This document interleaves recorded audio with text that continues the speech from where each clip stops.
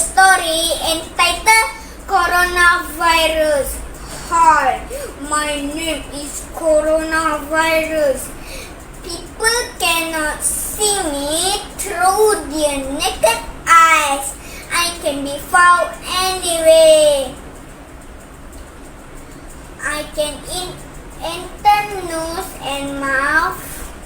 I can enter eye, ear, and other organs.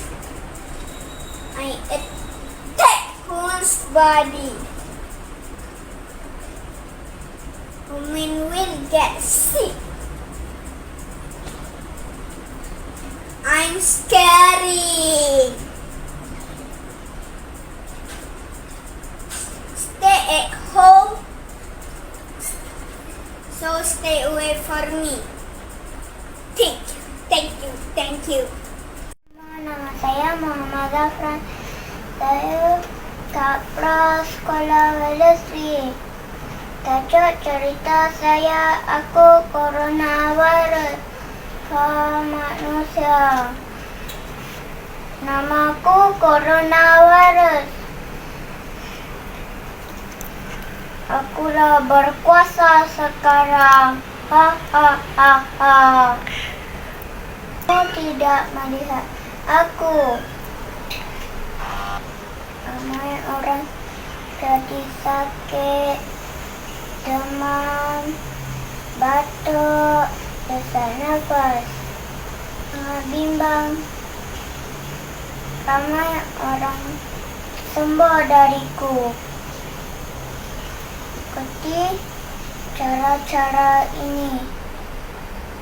Pertama, rajin cuci tangan dengan sabun. Kedua, pakai sanitizer. Ketiga, pakai penutup muka di luar. Keempat, duduk diam-diam di rumah. Jangan pergi ke sana, ke sini, ke sana, ke sini. One day, a large, powerful lion lay sleeping peacefully in the sun. Nearby, a little mouse was scurrying home to his nest with a stalk of grain in his mouth. The mouse was in such a hurry that he didn't see where he was going, and he ran right over the lion's paws. Ouch! The lion woke up in terrible rage. Roar! How dare you disturb my sleep! He roared, grabbing hold of the little mouse. I am very sorry, the mouse, trembling with fear. It was an accident. I'll never do it again, I promise. I'll make certain of that, said the lion, opening his mouth wide. Oh, please don't eat me, begged the mouse. Why shouldn't I ask the lion? Because one day, said the mouse, I'll be able to help you. What? Ha ha ha ha ha. How can a tiny weak creature like you help a mighty lion like me? Let me go and you will see. Alright, said the lion. You wouldn't have made much of a meal anyway, and he let the mouse go. The very next day, the lion was walking across the plain when he became caught in a hunter's trap. A net fell over him and he could not escape. The harder he struggled, the more tangled up in the net. As soon, the lion became the lion roared with pain and anger. Far away in his nest, the mouse heard the lion's roars. He ran right over to the lion at once. As the mouse had saw what had happened, he didn't say a word. He just climbed out the lion's back and started chewing at the net. Before long, the mouse had chewed a big hole in the net. As soon, the lion was able to free himself. He climbed out the trap. He looked down at the mouse. Thank you for saving my life, he said gently. And thank you for sparing my life, said the mouse. I told you I'll be able to help you, and I have kept my word.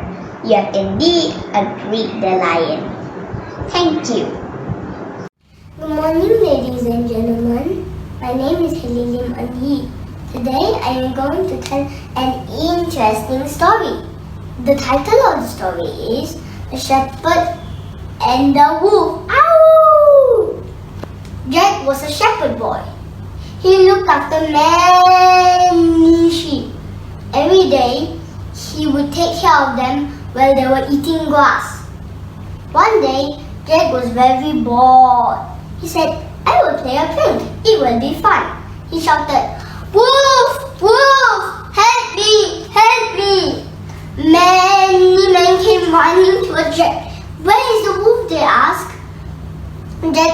Jack laughed and laughed. "Ha ha ha ha ha! There is no wolf. I just fooled you." The men were angry. They went back. A few days later, Jack played the prank again. "Wolf! Wolf! Help me! Help me!" Some men came running towards Jack again. "Where is the wolf?" they asked. Jack laughed and laughed and laughed. "Ha ha ha ha ha! There is no wolf. I fooled you again." The men were very angry. They told Jack, "Stop laughing. We don't like it." And the man went back. A few days later, a big wolf really came. Jack shouted, "Help! Help! Wolf! Wolf!" The man said, "There is no wolf. We won't come." Then the wolf killed many sheep. Jack ran away in fright. My dear friends, we should have the character of honesty. We must always tell the truth. Thank you very much. 太阳，两方为谁的力量大而争论不休。他们决定，谁能使得行人脱下衣服，谁就胜利了。北风一开始就猛烈地刮，路上的行人紧紧裹着自己的衣服，风见此刮得更猛，行人冷得发抖，便添加更多衣服。风刮疲倦了，便让位给太阳。太阳最初把温和的阳光洒向行人，行人脱掉了添加的衣服。太阳接着把强烈的阳光射向大地，开始汗流浃背，渐渐地忍受不住，脱光了衣服，跳到了旁边的河里去洗澡。这个故事说明，劝说往往比强迫更为有效。谢谢。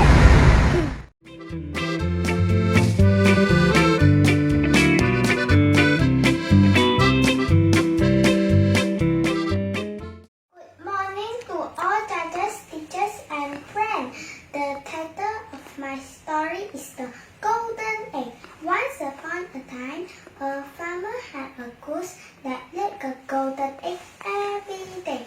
The egg provided enough money for the farmer and his wife for their day-to-day needs. The farmer and his wife were happy for a long time, but one day the farmer got an idea and thought, "Why should I take just one egg a day?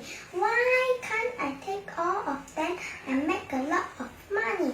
The foolish farmer wife also agreed and decided to cut goose stomach for the egg, and soon as they killed the goose and opened the goose stomach, they found nothing but guts and blood. The farmer, realizing his foolish mistake, cried over the dead goose. The moral of the story is think before you act. Thank you. Salam sejahtera. Saya ucapkan kepada para tetamu kas. Tajuk cerita saya ialah Rantai Emas. Pak Abu dan isterinya maknani hidup miskin. Mereka tinggal di sebuah pondok buruk di tepi tasik. Setiap hari mereka keluar untuk menangkap ikan. Pada suatu hari, Pak Abu dan maknani menangkap ikan seperti biasa. Tiba-tiba Pak Abu merasa jarinya disentak. "Ada ikan makan umpan kayuku!" jerit Pak Abu dengan gembira. Pak Abu menarik joran dengan kuatnya. "Moga-moga ikan besar yang kita dapat tangkap," kata Mak Nani lalu membantu suaminya menarik joran itu. Pak Abu dan Mak Nani berasa terkejut. Mereka mendapati kayu mereka tidak mengenai ikan. Sebaliknya, mengenai seutas rantai emas, kita akan menjadi kaya. Terap maknani dengan gembira, kita akan dapat hanya jika rantai itu dijual. Pak Abu dan maknani menarik rantai emas itu. Semakin ditarik, semakin panjang rantai emas itu. Sampai kita akan karam jika kita terus mengisinya dengan rantai emas itu. Lebih baik Bang kerat sahaja rantai ini. Jangan jadi bodoh Bang. Marah maknani kepada suaminya. Lama kelamaan, sampan kecil itu makin syarat dan hampir tenggelam. Ayo terjun maknani, jerit Pak Abu. Pak Abu dan maknani terjun. Mereka berenang ke tepi tasik. Mereka melihat sampan itu tenggelam dengan sedih. Kita rugi kerana terlalu tamat, kata Pak Abu dengan sedih. Maknani berasa amat menyesal. Pengajaran daripada cerita ini ialah orang yang tamat selalu rugi. Sekian, terima kasih. Hi everyone, I'm Marish Kumaraisen and I'm going to share a story entitled Wilfred was a big bad wolf. Well, he used to be until he turned over a new leaf and became a good wolf instead. Wilfred was having a big bad day. It all started when he got out of bed and wanted to make toast but found the bread was stale. He had torn a hole in his best shirt and lost his favorite handkerchief. Wilfred wondered what he had done to deserve such bad luck, especially since he had been good all week long. On Monday, he helped Mrs. Red Riding Hood mend a hole in a sink. On Tuesday, he helped Mrs. Pig repair her roof. On Wednesday, he helped save the boy who cried wolf. On Thursday, he helped Mrs. Goat fix a clock. Now here he was on Friday, having a big bad day. What is the point of being good if bad things happen to me? Maybe I should be bad. Ha ha ha. Firstly, he decided to visit Mrs. Red Riding Hood. He crept behind the house, was just about to pounce on Little Red Riding Hood when, Wilfred, the very wolf I wanted to see. I've made a chocolate cake to thank you for mending my sink. Phew, lucky I hadn't covered up her daughter, he thought. Even though a nice thing had happened to him, Wilfred still felt he should do something bad and decided to visit the 3 little pigs. Mrs. Pig was inside the house sewing. While she wasn't looking, he crept into the garden, was just about to pounce on the 3 little pigs when, Wilfred, the very wolf I wanted to see. I came to find out if you needed any sewing done and thank you for fixing my roof. Wilfred went to get his shirt with a hole and thought, phew, lucky I hadn't covered up her sons. He was on his way to Mrs. Goat's house when, Wilfred, shouted a voice. It was the boy who cried wolf, running towards him. Oh, here's a tasty snack. He was just about to pounce when he saw the boy holding his handkerchief. You dropped your handkerchief. I wanted to return it and thank you for saving me, said the boy. Wilfred was happy. His tummy was full, bad shirt was mended, and his favorite handkerchief had been found. His big bad day was actually turning out well. And it wasn't because he had done anything bad. It was because of all the good things he had done. So friends, be good, do good, believe me, it's all good. Thank you. Good afternoon, teachers and friends. I'm Edinawi from 3K, and today I'm going to tell you a story called A Selfless Act. Once upon a time, there lived a boy called Edward. He was very kind and gentle. Once he saved a rabbit from a trap in the forest, risking his life. The next day, Edward went to an old junk shop to sell old things. The owner of the shop was a strange-looking man. He said, "Hey boy, do you want this ring?" Edward saw the ring and bought it for his mother. He took the ring home and was about to put it on his finger. Just then, he heard a whooshing sound, and there stood before him a pretty fairy. The fairy said, "No, Edward, don't wear it." Edward was scared, and he asked, "Why not? Who are you?" The fairy replied, "I am a fairy. I was playing in the disguise of a rabbit, and a hunter trapped me. You saved my life, so I came to save yours. The ring is poison. It will kill you as you wear it." "Thank you, fairy," Edward said. To this the fairy said, "Edward, your selfless act saved you. Thank you." Hi everyone, my name is Jeremy. Today I'm going to narrate a story entitled Goldilocks and the Three Bears. Once upon a time there was three bears. Great big daddy bear, middle-sized small bear, and teeny tiny baby bear. They always had porridge for breakfast. One morning their porridge was not so hot, so the three bears went out for a walk while it cooled down. A little girl called Goldilocks was sucking sugar the woods soup. When she came to the three bears' cottage, she peeped in through the open window. Porridge is not so yummy. In from the window she climbed. First, Goldilocks tasted Daddy Bear porridge. Yuck! Too salty. Next, she tried Mommy Bear porridge. Yuck! Too sweet. Last of all, she tried Baby Bear porridge. Just right. She ate it all up, right to the very last drop. Goldilocks tiptoed for the cottage and spread three chairs. "I think I will sit down," she said. The great big chair was hot that she was afraid of. The middle-sized chair was so soft that she got stuck. Teeny tiny chair looked just right, but when Goldilocks sat on it, crack! It broke into pieces.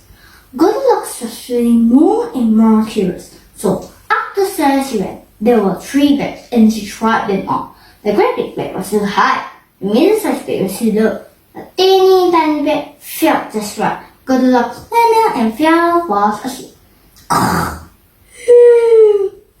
Soon the three bears came home for their breakfast. "Someone's been eating my porridge," growled the bear. "And someone's been eating my porridge," said Mommy Bear. "Someone's been eating my porridge and has eaten up every last drop," cried Baby Bear. Then the three bears looked at their chair. "Someone's been sitting on my chair," growled Daddy Bear. "And someone's been sitting on my chair," said Mommy Bear. "Someone's been sitting on my chair and has broken it into pieces," cried Baby Bear.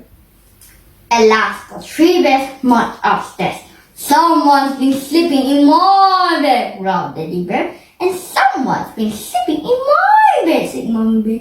"Someone's been sleeping in my bed and she's still here," cried Baby Bear. All the nights but Goldilocks was afraid she had when she saw the three bears standing over her. "Ah!" she cried. Goldilocks jumped up, scrambled downstairs, and ran as fast as she could out of three bears' house. She never went back again. And three bears never left the window open when they went for a walk in the wood. The moral of the story is we should respect the privacy and property of others. Thank you.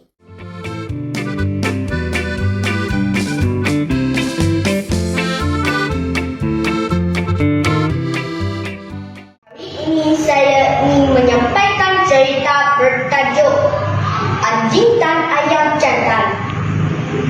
Pada suatu hari, anjing dan ayam jantan pergi berjalan-jalan di dalam hutan. Mereka berjalan-jalan hingga senja. Kemudian, mereka mencari tempat untuk tidur. Anjing tidur di pangkal pokok yang besar. Ayam jantan tidur di atas dahan pokok yang tinggi. Apabila matahari naik pada keesokan paginya, ayam jantan berkokok.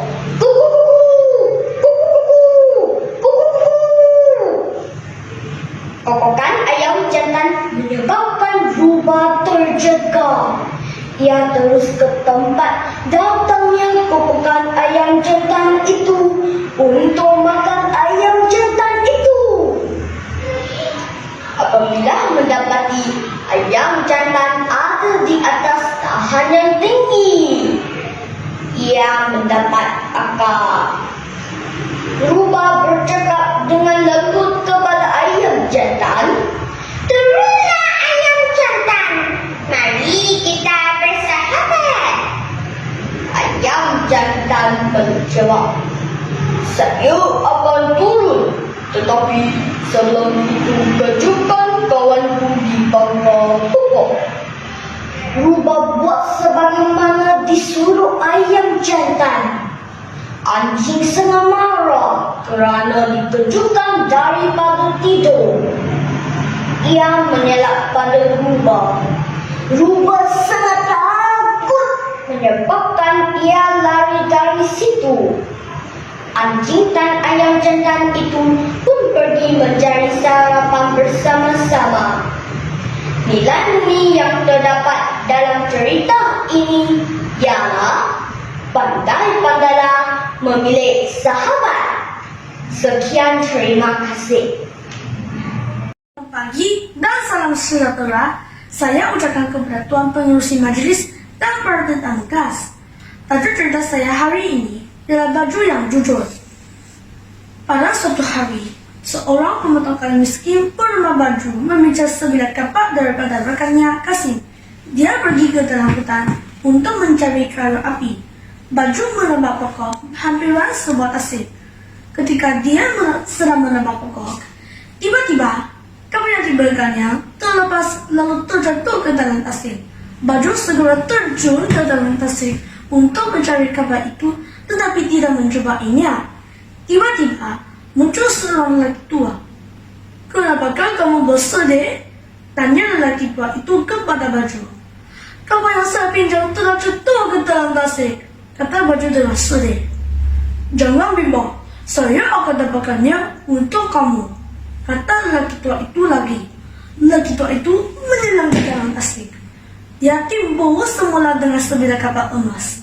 "Adakah ini kapak kamu?" tanya lelaki tua itu. "Bukan, kapak saya hanyalah sebilah kapak besi," jawab Baju. Lelaki tua itu menyelam semula ke dalam tasik.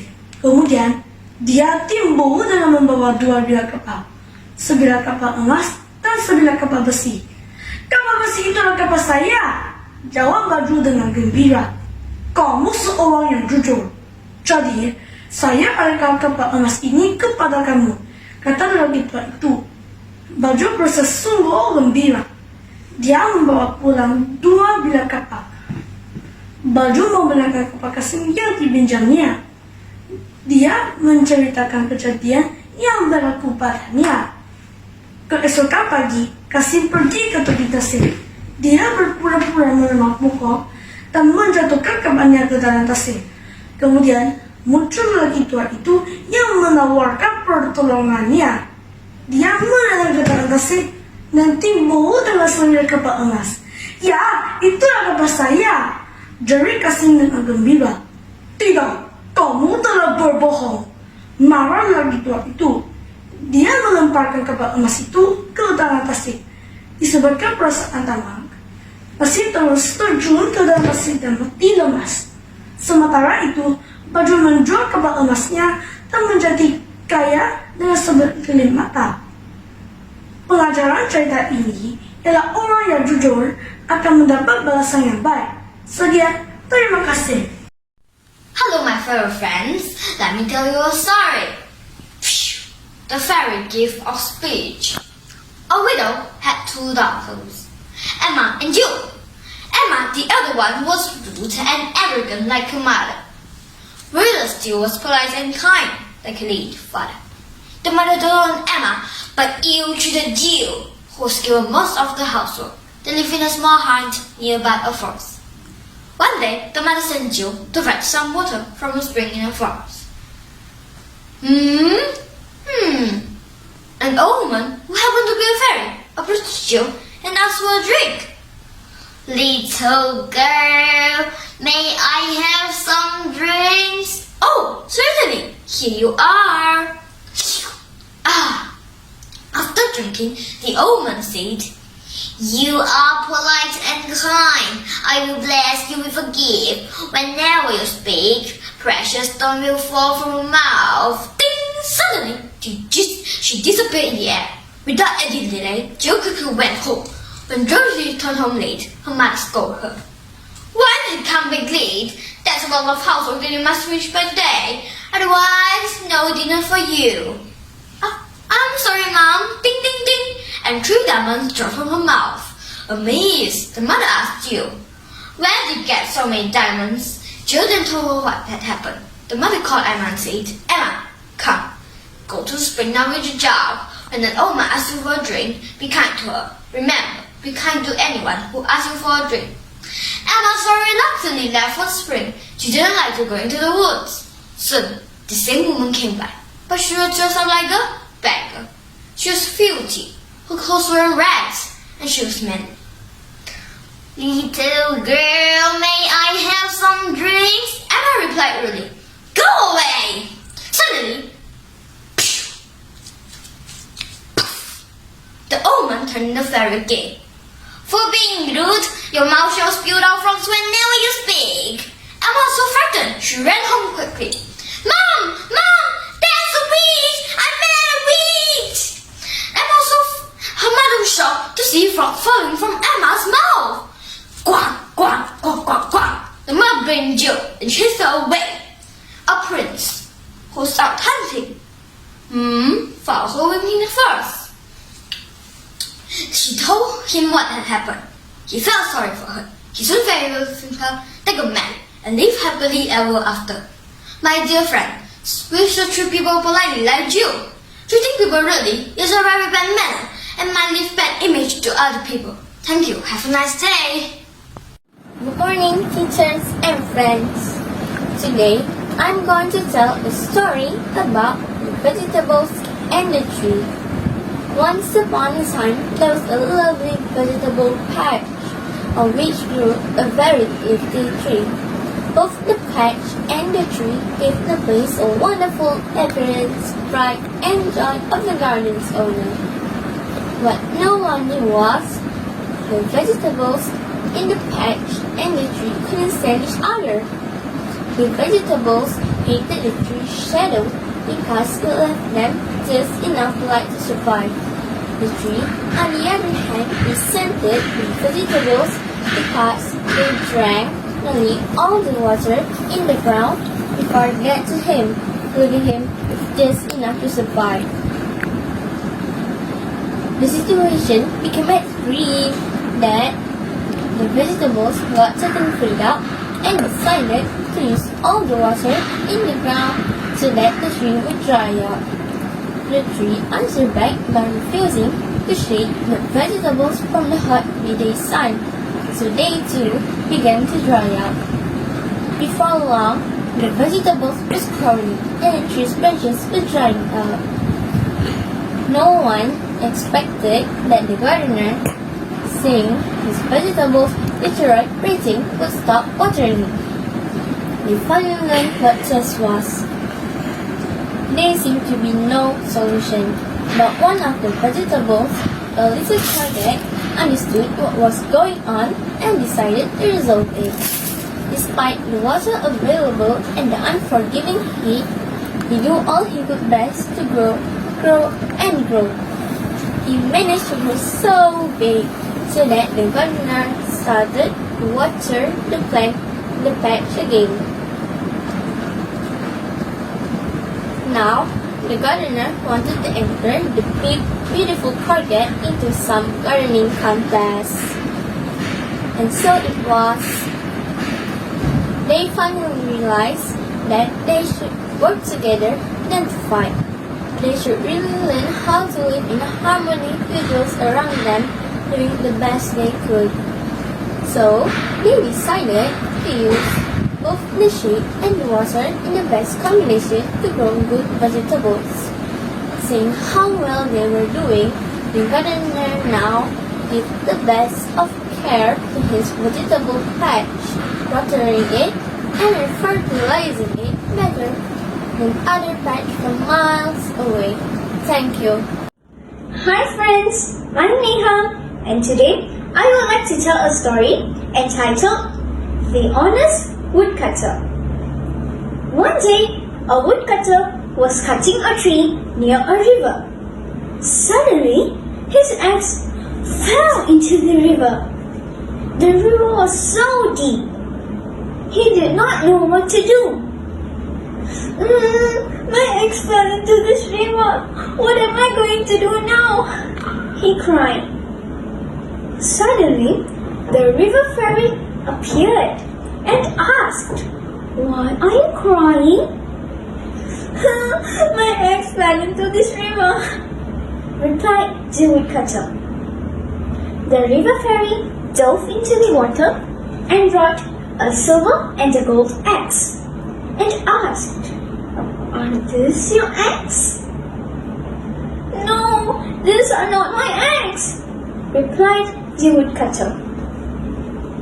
The river fairy dove into the water again and brought an old dirty axe and asked, "Is this your axe?" The woodcutter was so happy to see his axe and shouted, Yes, that's mine, thank you so much." The river fairy was very impressed of his honesty. The river fairy gave him his axe and the other 2 axes as a reward of his honesty. The woodcutter was very happy and he told his story to his friends. But one of his friends was very greedy. He went to the same river and dropped his axe. "My axe fell into this river," cried the greedy man. The river fairy appeared and asked, "Why are you crying?" "My axe fell into this river. I do not know what to do," cried the greedy man. The river fairy dove into the water and brought the 2 axes just as before and asked, "Are these your axes?" The greedy man was so happy to see his axes and shouted, Yes, that's mine. I'm going to be rich. Yes, all of them are mine," shouted the greedy man. The river fairy was angry at him and told, "You are a liar. You will have nothing." The greedy man was very sad and went back home empty-handed. Remember friends, we should always tell the truth and be honest. I hope you like my story. Thank you.